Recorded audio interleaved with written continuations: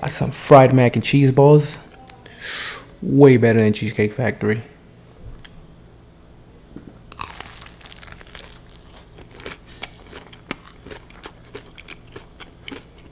Way better than Cheesecake Factory.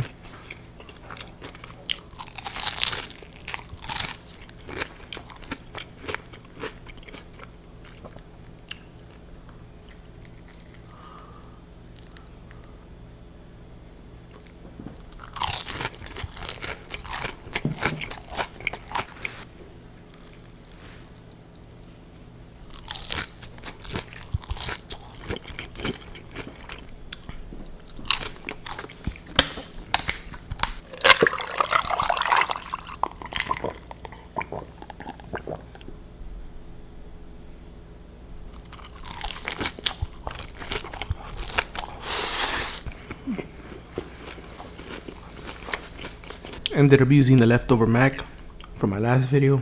Don't waste food here.